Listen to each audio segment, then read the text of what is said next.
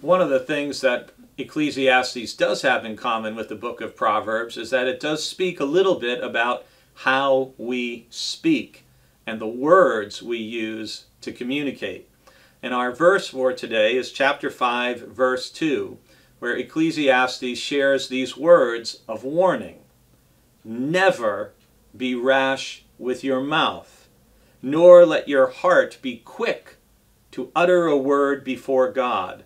For God is in heaven, and you upon earth. Therefore, let your words be few. Never be rash with your mouth. Who is guilty of being rash with the words they've spoken? Who hasn't, right? And throughout the Bible, one of the things we see is repeated exhortations and admonitions to watch how we speak.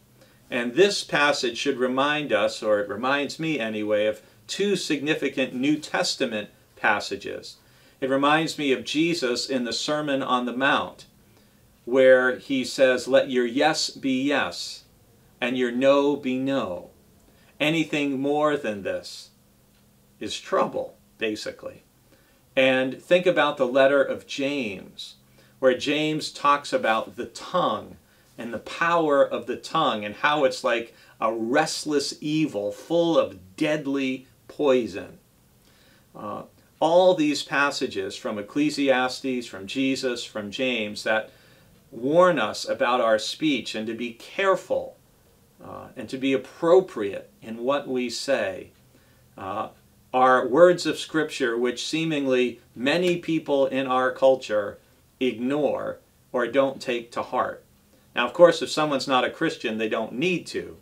But for those of us who claim to be followers of Christ, we need to watch our mouth. Some of us may have heard that when we were little children at some point. We may have had a parent or a teacher or a grandparent who didn't like something we said and said, "Watch your mouth." But it is important because our mouth is revealing what's in our heart. It's revealing what's in our mind. And this is also something that Jesus warns us about. It's out of the treasure of the heart that the mouth speaks. So watch the treasure of your heart. And when you have time with God in prayer, Ecclesiastes would say, don't worry about saying a whole lot of words, which is the same thing Jesus says when the disciples ask him about how to pray. And Jesus tells the disciples, your Father already knows what you need. Therefore, pray in this way. And we get the simple, brief words of the Lord's Prayer.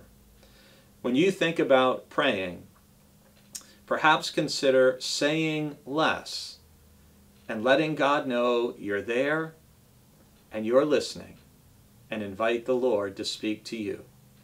And when you're with others, watch your mouth, because it reveals your heart.